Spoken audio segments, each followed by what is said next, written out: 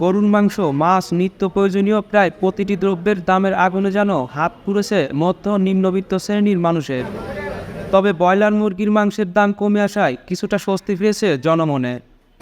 খুচরা বাজারে প্রতি কেজি ব্রয়লার মুরগি বিক্রি হচ্ছে 165 থেকে 170 টাকা, যা গত 2 সপ্তাহ আগেও ছিল 200 থেকে 220 টাকা পর্যন্ত। সরজমিনে রাজধানী শেওড়াপাড়া বাজার ঘুরে এবং ব্যবসায়ীদের সঙ্গে কথা বলে এসব তথ্য জানা গেছে। মাংসের বাজার ঘুরে দেখা যায় অপরিবর্তিত দামে গরু ও খাসির মাংস বিক্রি হলেও ব্রয়লার মুরগির কেজিতে অন্তত 40 টাকা ও সোনালী মুরগির কেজিতে 30 টাকা পর্যন্ত কমেছে। বাজারে প্রতি কেজি ব্রয়লার 165 থেকে 170 ও লাল মুরগি বিক্রি হচ্ছে 300 থেকে 320 টাকার মধ্যে। দেশি মুরগি 500 টাকা, হাঁস প্রতি পিস 600 থেকে 700 টাকায় বিক্রি হচ্ছে। মুরগি ব্যবসায়ী বলেন, মুরগির দাম আগের চেয়ে অনেকটা কমেছে, আর দাম কমাতে সাধারণ মানুষের মনে স্বস্তি ফিরেছে। কিন্তু বাজারে মানুষ কম আসছে, তাতে বিক্রিও কমেছে। তবে তুলনামূলক পণ্যের সরবরাহ বাড়ায় জিনিসপত্রের দাম কিছুটা কমেছে। মুরগি ব্যবসায়ী বলেন, অন্যান্য জিনিসের দাম কমতে না পারে, কিন্তু মুরগির দামটা আগের থেকে অনেক কম আছে, আগের থেকে অনেক কমছে। 15-20 টাকা 30 টাকা কেজিতে কম আছে আগের থেকে। ব্রয়লার বিক্রি করি 165-70 এরকম, আর হলো আপনার লাল মুরগি 220-300, দেশি হলো আপনার 500, পাকিস্তানি একটা আছে 240, আর ভালো একটা আছে 260-270।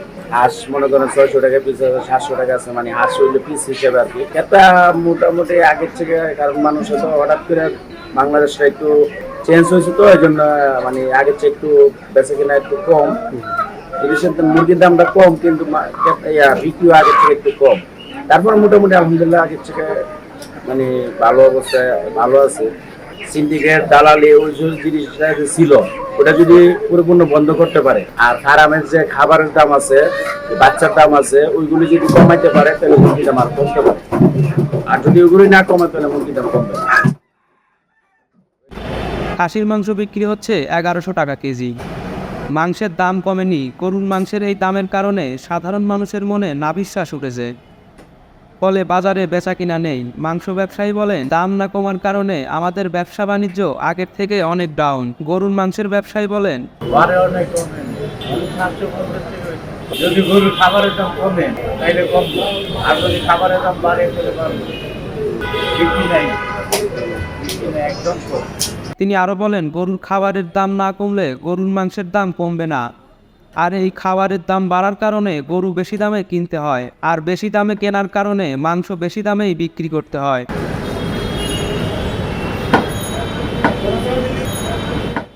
এদিকে মাছের বাজারে গিয়ে তেমন কোনো স্বস্তির খবর পাওয়া যায়নি।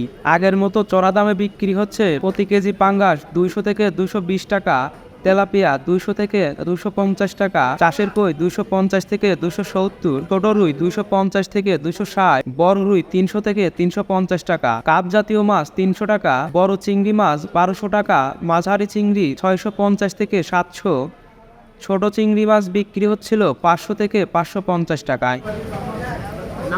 মাছ ব্যবসায়ী মোহাম্মদ ইউসুফ বলেন, বাজারে এখন মাছের দাম আগের চেয়ে বাড়তি, আর এই মাছের দাম বাড়ার কারণে আমাদের বেচা বিক্রি অনেক কমে গেছে।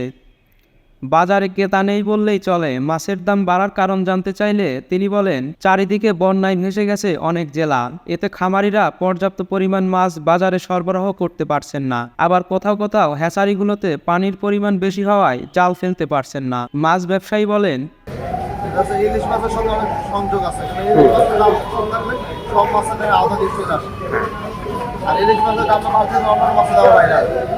এই কারণে দেখা গেলে পানির স্রোতটা বা পানির